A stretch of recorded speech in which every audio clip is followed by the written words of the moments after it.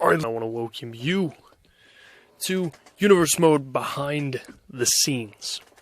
Now, this is something I did before at WrestleMania Season 6, but it's something that, one person made a good suggestion for it, especially on the final half of my final season in Universe Mode.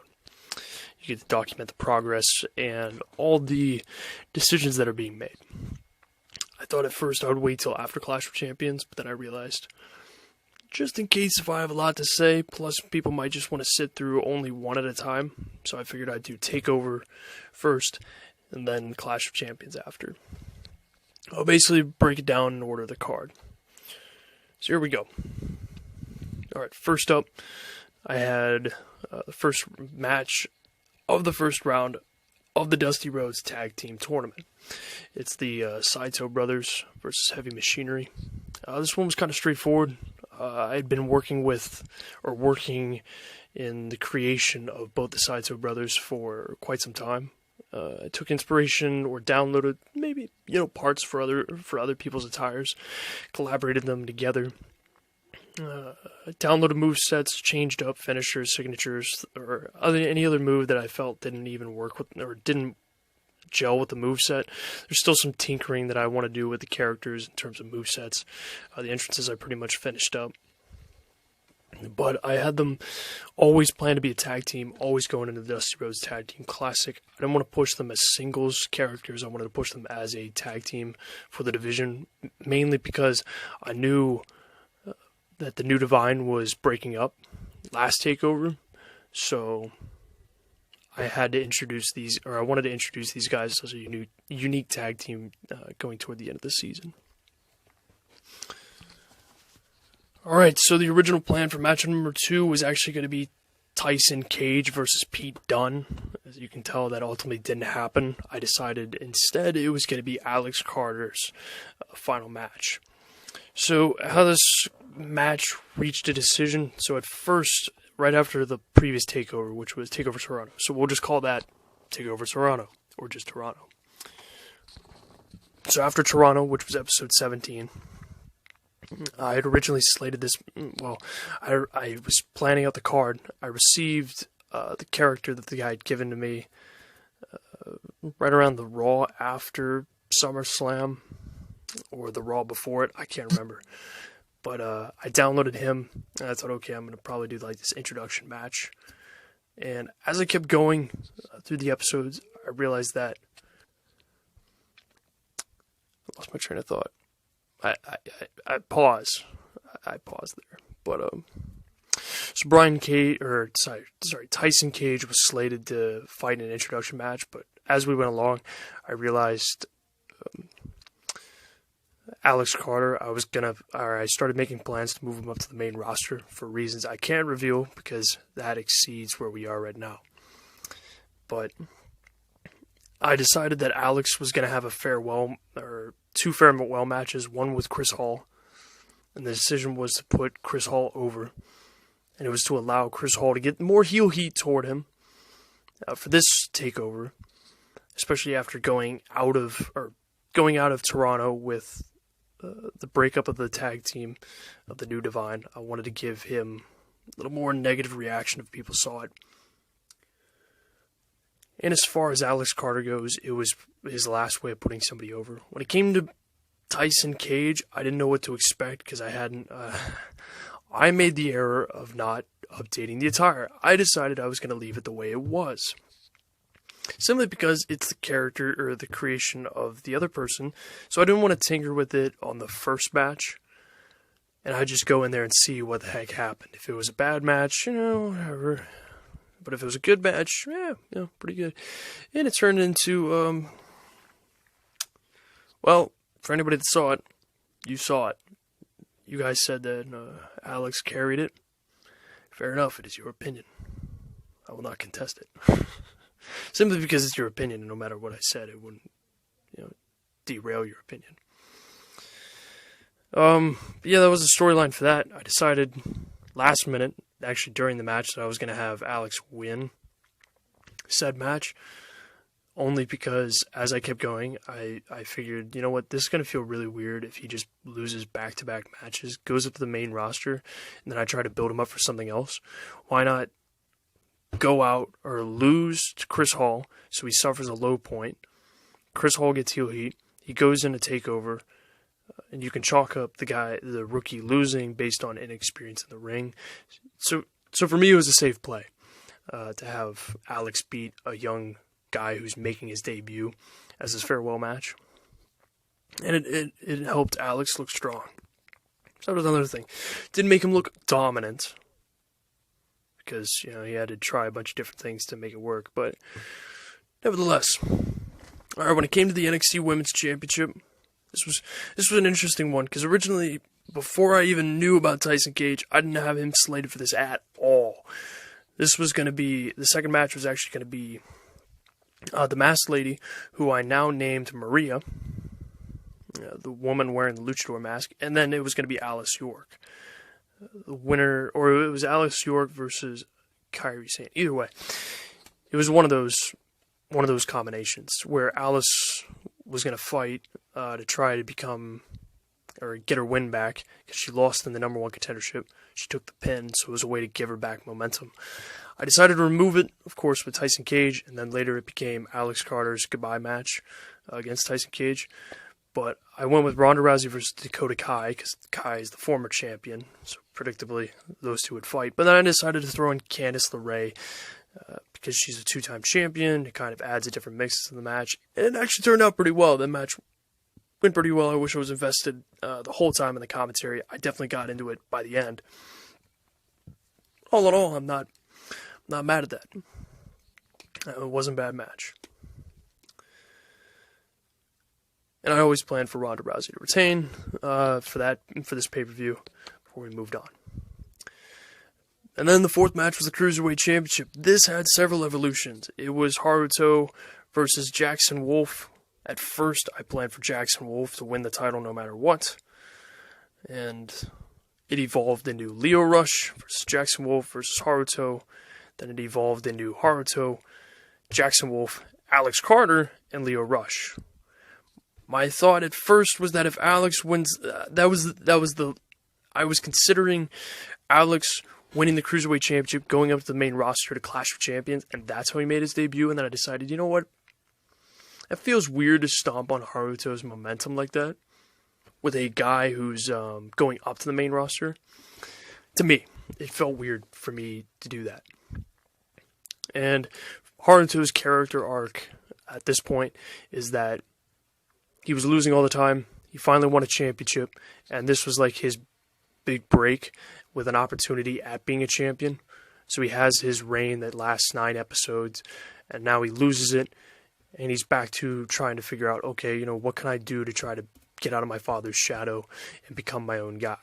It's like the big thing about Haruto's character for this season that I'm trying to write, because I'm picking and choosing who I want to write, and there's a problem where you can't plan everything out ahead exactly, but you want to do character arcs for these characters to at least like tie up as many loose ends as you can for the fan base. So when you look at the end of the season, you're like, oh yeah, that was a nice little character arc wrap up, even if it wasn't major to the plot of NXT. Haruto's character arc that I'm trying to have him do is try to be his own man and win over the audience his way, not just because he's the son of the Hall of Fame character Yuri Yamashita. So that's the character arc I'm having him go through. By having him lose, he can now try to overcome the odds again. And I have a plan for him going forward. I just can't say it yet because, you won't get this other review of me talking about NXT till the next takeover, which will be episode 35, the episode before Survivor Series. So my lips are sealed, but I have a big plan for these next 2 NXT 8 shows. But yeah, Jackson Wolf, I considered Alex Carter, but then I went back to Jackson Wolf, and ultimately I replaced Alex with Kalisto. I moved Alex up to the Tyson Cage match, or down to the Tyson Cage match. That was my last final adjustments. Then we moved to matchup number 5, and oh baby, oh boy, this was a long-standing thing, or this was a long feud coming to fruition. So, one of the things that was going to spark the turn of the New Divine. This goes back to the New Divine. I'm talking about the NXT Tag Team title match number 5. It was Christian and Cole Quinn versus the Dynasty for this pay-per-view. The previous NXT takeover at Toronto, the build-up to that was that the Dynasty was going to get their opportunity, but Jack McKay, because, beef with Class Bar, attacks EC3, or it was Austin, I can't remember. That costs them a spot at a chance. Cole Quinn and Christian take advantage of that. They score the pinfall over the New Divine, pinning McLaughlin, by the way. And then they get their tag team title opportunity. Dynasty wants retribution. Austin Arrogant steps up. He gets beaten down last takeover. But then EC3 is fired up over that. Class Par basically helps him threaten Mr. Samuel, the GM. Give us this title opportunity, or, we'll beat you up or whatever. There's more to it, but there's more to it if you listen. I'm just simplifying things for time because I don't want to see her ramble for 50 minutes. But anyways, they make the threat. Mr. Samuel basically says, if you can beat one half the champions in the final NXT show, the episode before this, so episode 25, if you can beat one of the two, then you get a title shot. So EC3 fought Christian. Actually a pretty decent match. I thought it was better, or almost as good, if not better, than their tag team match. And this is personal speaking. This is me speaking personally. I feel like I could have done a better match. Wasn't terrible. Wasn't as good as I had hoped. But I feel like I can do better. Because, I dorked up the controls. I was constantly switching every single tag because I dorked up. That comes down to human error. I thought it was actually good for what it was. I wish it was great. And plus, the heels get a good win as the momentum felt like it was picking up toward a possible conclusion. Austin basically countered the powerbomb that Cole Quinn was sizing him up for. Got a quick little roll-up pin. Sit here and say, well, that's kind of messed up. The match kind of fell flat because of that. Exactly, they're heels. Get a little heel heat on them. Despite, Class or Panda being, that's his guy, so Panda's going to cheer for it. But the idea was to get heel heat on him. I thought that was a perfect out. I wasn't planning that, but I saw it as the perfect out, so I was like, I'll just take the pin. It makes sense. It was a surprise. Cole Quinn and Christian came unprepared for that, and now we get a rematch in the future. I won't say much more on that, because, I'll let the storyline play out. But that was the culmination of the feud. Going next was matchup number 6, Ryan Trapp versus Chris Jericho. And oh man, Ryan Trapp, another personal creation of mine. So Ryan Trapp I brought in, and I wanted to write a story where he was from AEW but was turned away. Now, you never knew why, and Panda said it best. You haven't characterized him enough yet. He just feels like a bland wrestler that does moves. You are 100% right. So bringing Jericho back when I had written him off, back I think near the end of season 5, I wrote him off because he was going in real life to AEW. So I brought him back while he's quote-unquote AEW World Champion. And the reasoning is because Jericho comes back feeling that Ryan Trapp hasn't given enough context to why he was fired, or why he left AEW. Chris Jericho reveals that he was actually fired. Reason why was, in Jericho, what Jericho told us was that his father's rich, he knows Tony Khan, Khan helped him get a job, and then right before his first match, he shows up drunk to the arena, and AEW fires him in response. Trapp sheds some more light on it and says that his father's always discouraged him of wrestling. His father never liked him being a wrestler. His mother was always the big supporter for him, so she really pushed his father to helping him get a job in AEW. On that night, ironically, Ryan Trapp, it was his 21st birthday. He goes out drinking. He comes back for that fight, and he's drunk. Still hungover, either way. Point is, he wasn't unable to fight. He gets fired. So he feels like he dorked up. He made a terrible life decision. So he feels that NXT is his second chance. Chris Jericho wants to expose him and basically say that he was always going to be a failure in NXT or in AEW. So by beating Ryan Trapp, it would be the final nail in the coffin. Lots of stuff, if you haven't noticed. But I really wanted to characterize Ryan Trapp, not as like a sympathetic, I didn't want to make him sympathetic babyface, but at least enough character development where people could sit there and say, you know what, that's pretty unique. Yeah, stands out. It's interesting. It's something different. So Ryan and Jericho. Personally, I thought it was a good match. I think, personally speaking, I really loved Ace versus Chris Hall, especially at the end. Ryan Trapp and Chris Jericho was an interesting match that I don't think I've ever had before. If you watch it, it's like slow grappling at first. You could say that they're just trying to feel each other out. Jericho being the old wrestler, it makes sense that this was probably his pace in real life. I can actually picture Jericho doing this pace, where you have a slow pace at first, then it picks up with several, like a sequence of moves, and then one of them hits a move that causes a break, cover, kick out, or the 3 count. And then we go back to a slow pace again, and then everybody's just waiting for that. It gets to the point where it's like a roller coaster ride. You have the slow start, then you have a fast pace for really quickly, then we're back down to a slow for a while, fast pace, slow. So it felt like that kind of rhythm where you're almost anticipating, and then when the fast pace comes, it's really good, and then it just dies back down. So it's like, I don't know, it was really interesting. It was kind of cool to see. That's why it was arguably the favorite for me for the night, just because it was so different, and it wasn't a 5-star match by any means, but it was pretty fun.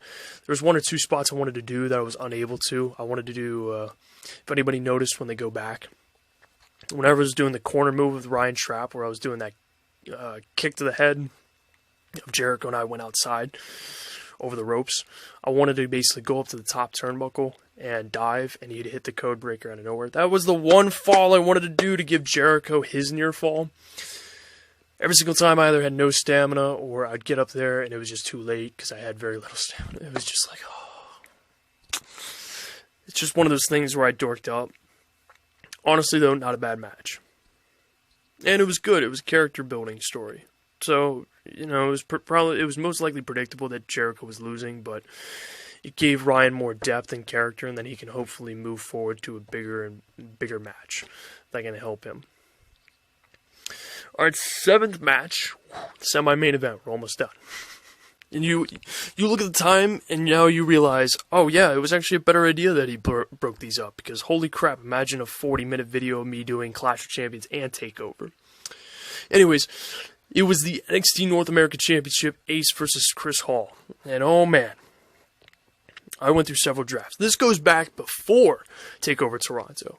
So basically, I can't remember what my first pay-per-view was. My first TakeOver. So basically, this is the 3rd TakeOver that we just did. Right after the first TakeOver, I had a number 1 contendership. Winner fights Johnny Rivers, who's the champion, North American champion at the time. Winner fights him on the NXT show right before Toronto. I had to make a decision. I went with Ace, mainly because I was like, all right, I want to give him a little bit of a spotlight for people to look at. And this was his opportunity. Because I knew that I was going to that this match with Chris Hall was going to happen here at TakeOver Chicago. So I was thinking, all right, who's going to fight him? So I had a choice between Johnny Rivers. I could stick with Johnny Rivers all the way up to Ace, but Johnny Rivers is a heel. So in my mind, I was thinking, you know what?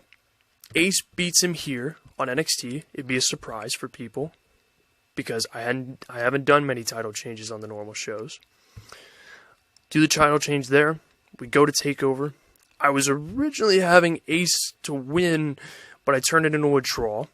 So then we could have the 3rd fight. I only did that because I realized, you know what? I know what I'm going to do. Because basically my decision was, at Toronto, the draw happened.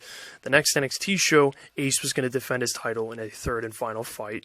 A trilogy, so it feels like a conclusion of the feud with him and Johnny Rivers, where he becomes decisively the champion.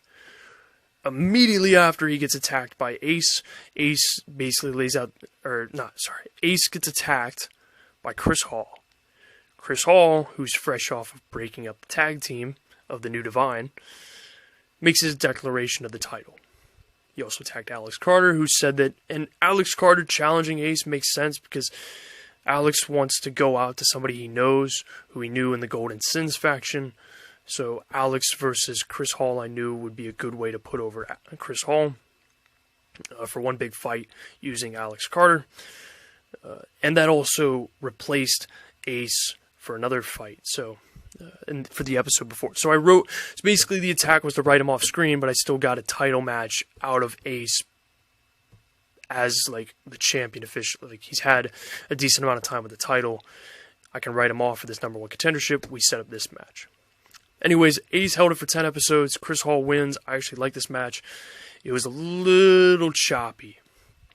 It wasn't bad at the start. It was very slow paced at the start. It had its moments where it's like, nope, not really working. There was botches that I didn't want. But it really picked up near the end when they started scoring falls. That's when it really got dialed up. That's when it felt like the match was becoming alive again. Investment was there. And there was interest. So yeah, going with Chris Hall for me was the smart and logical decision. I'm not trying to screw over Ace or anything. Ace, I wanted to give a decent run with. If I was going to make him champion, I did that. Gave him 10 episodes, which is more than between NXT pay-per-views, which is 9. And Chris Hall hopefully gets more heel heat because he beat a babyface. That's the logical decision. Now we go to the main event to get right to the conclusion as we're at just past 21 minutes. Marina McLaughlin versus Jack McKay. I marketed this streak versus championship. Basically, Mr. Samuel is getting pressure from the commissioner Triple H to get the NXT title back full time on the show. So he enlists the guy that can always get the job done, Jack McKay. Because Jack McKay's a hired gun. If you give him the right price or the right stipulation, he will do the job. The stipulation was that if he wins, Mr. Samuel will owe him a favor. So, how I've written Jack McKay's character is that he's a hired gun. There's two things about him. He's a hired gun, which is the #1 thing. Number 2, it's important to remember, I wanted to write a guy who wanted to fix NXT. And you might sit there and say, Matt, what's wrong with NXT? I'll tell you why, or what might be wrong with it. From a certain perspective, somebody could say that you try to become a yes man or say whatever you want to say to whoever runs the business to get promoted as fast as possible to the main roster to try to win a championship before the end of the season. Instead of us taking the time to establish your character, win over the crowd, and become a fan favorite in NXT.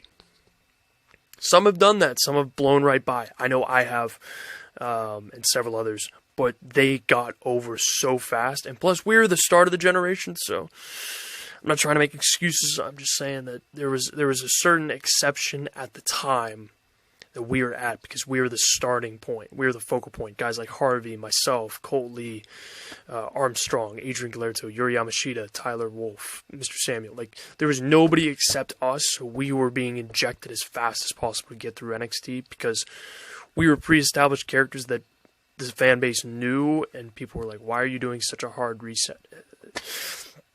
But anyways, the point is, like, that's what people look for now. Characters that are built up or written well before they make the jump at this point. So Jack wants to fix, quote-unquote, fix NXT by basically beating the crap out of them. Beating up the pretenders. And to him, Braden is the biggest pretender in the roster right now. You might ask why. Braden has, if you haven't noticed, he shifted from being a good guy, big man, to a bad guy, big man. And his logic is that basically nobody is worthy of fighting the NXT champion, and he doesn't want to be on any normal NXT show, only the takeovers, because that is where only the big matches happen. So he doesn't want to take the time to put the title defenses in on the normal shows. Jack McKay has the problem with that. He has a problem with the fact that Braden just became a heel to try to win over the crowd. Let me think about that. It seems like weird logic. Oh, so Jack basically feels like, because it was such an abrupt change, he feels that Braden was just putting on a mask or pretending, like he didn't believe what he was saying. Braden's just saying all that so that you think he's a bad guy, just to cheer him, just for him to get what he wants, and that's to go to the main roster and become a champion really quickly. So Jack has a problem with it. He has a problem with Braden also not showing up and feeling like he's so above everybody else. When Jack feels that Braden's just like everybody else, he's not entitled to anything. You're not entitled to just walk around the championship. So Jack feels that Braden is tainting the legacy of the championship because Braden is barely showing up, barely even defending his title, and yet he is now like on the top 5 in the NXT all-time list. So Jack feels that it's screwed up that Braden was the champion. Although Jack, here's the interesting thing about Jack, because I know what you're sitting here thinking, well, why did Jack vacate the title? Jack also feels like he shouldn't be the champion. Why? Because he's undefeated. He's ran right through everybody. And plus, he was also handed the opportunity. He doesn't feel like he actually deserves it or earned it. The only agreement within the deal was that he had to get the title off of Braden. He only agreed it for a condition of Mr. Samuel owing him. Only for Jack to vacate it. He wants to choose somebody that he feels deserves it, or people that might contend for it that are deserving of the championship, more so than him. Because he feels like he just steamrolled right through like a whole line for it. Furthermore, you might ask, Matt, why was the match just meh? I don't understand the AI sometimes. It just wants to kick out 5 billion times and make my finishers look weak. So screw the AI on that match. That was frustrating. Because I would hit like the avalanche powerbomb like several times and Braden would still kick out, and I know everyone's reaction is just, what the heck is... Because there are guys like Jacob Knox, specifically Jacob Knox, and several others who took a huge beating and he only pulled those moves out once or twice to do that, whereas he went with the normal powerbombs, like the powerbomb abuse, other moves to just beat them down before he went to those big moves. As far as the clean sweep, I did not plan for it to be a clean sweep. It turned into it. I wanted it to be a 2-for-1, but one thing I wanted Jack McKay to do was get the pinfall first. You might ask why. It's because Jack McKay is undefeated, and if he's pinned first, well, guess who can make the argument that they ended the streak? Braden. So Jack, to me, had to get the first fall. It was going to be Braden gets the second fall. I wanted him to do the suplex pile driver. I know that's the secondary finisher, so it would have been harder to pull off. I want to do a finisher on it. There's a lot of coulda, shoulda, wouldas that didn't happen in the match when it came to execution. Ultimately, it turned into me just saying, you know what, screw it. I'm just going to clean sweep it. Because it got to the point where Braden kept kicking out, and then I'm like, all right, you know what I'm going to do? I'm just going to do the big spot where he does the avalanche powerbomb through the flaming table just to make the crowd go, ooh, wow, pretty finish. You could sit there and say, well, that's kind of messed up. Yeah, it is, but you know what? That's how it ended. That's what I went with ultimately. I called it audible because I couldn't salvage the match into a 5-star. Nonetheless, you might ask, all right, why did Jacob Knox come back afterwards? All right, so for newsflash, for anybody that wasn't paying attention to last season, Jacob Knox, Jack McKay beat him down on his own accord. Why? Because Jack feels that Jacob Knox didn't believe what he was saying when it came to being this brutal cruiserweight. He wanted Jacob to have a fire. Because notice how most of the guys didn't have ambition last season or motivation, and people were saying that this new generation doesn't feel like characters, they just feel like people. Jacob Knox was one of those heels that didn't have any character development. Jack McKay, his whole premise is that he destroys Jacob Knox, puts him out of commission for so long, and then that's all Jacob can think about, is just returning and putting Jack McKay through what he felt. I was trying to give Jacob Knox a huge boost when it came to character development, because now he's returning from a major injury that Jack McKay gave him with the motivation of getting revenge. Bam! That was my whole thought process with him. So I held off, knowing that this takeover, since he beat Jacob Knox, was going to be Jack McKay's crowning moment, and he was going to release the title, and Jacob Knox was going to attack him. since TakeOver New Orleans episode 53 of season 6. I had that planned. After the match happened. That was the plan. So yeah, that's where we are now. How we go forward, well, you'll have to wait and see, and then we can talk about it, all the reasonings behind it after episode 35. You can see why I broke it up. I mean, you look at the time right now, we made it to 30 minutes, and you might sit here and say, holy crap, Matt, how are you going to do that? Well, I don't know. Nonetheless, guys, if you listen to all this, thank you so much. Let me know what you think down below.